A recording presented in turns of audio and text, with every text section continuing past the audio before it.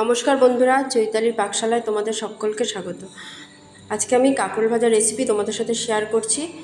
দেখো, কাঁকরোলগুলোকে আমি ফার্স্টে ভালো করে খোসাগুলো ছাড়িয়ে নিয়েছি, যেটা কাটা কাটা দিকটা থাকে ওই দিকটা না ভালো করে ছাড়িয়ে নিয়েছি, ছাড়িয়ে ধুয়ে টুয়ে নিয়েছি। এবার এগুলোকে আমি হলুদ আর নুন দিয়ে ভালো করে মাখিয়ে নেব।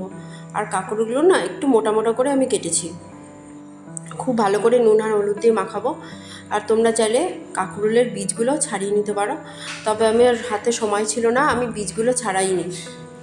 না হলে অন্য টাইমে কিন্তু আমি বীজ ছাড়িয়েই ভাজাটা করি। দেখো, আমার নুন আর হলুদটা মাখানো হয়ে গেছে।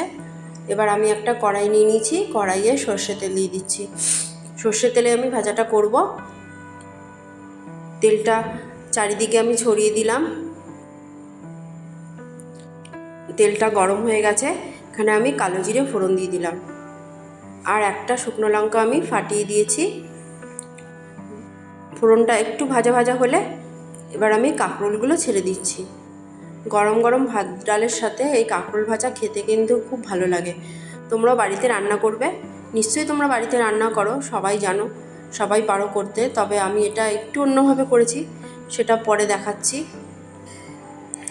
সব কাঁকরোলগুলো তেলের মধ্যে দিয়ে একটু নাড়িয়ে চাড়িয়ে নিচ্ছি। দেখো, 2-3 সেকেন্ড মতন একটু নাড়িয়ে চাড়িয়ে নিলাম, নিয়ে আমি ঢেকে রাখবো। গ্যাসের আঁচটা কমিয়ে দিয়ে 10 মিনিট মতন ঢেকে রাখবো।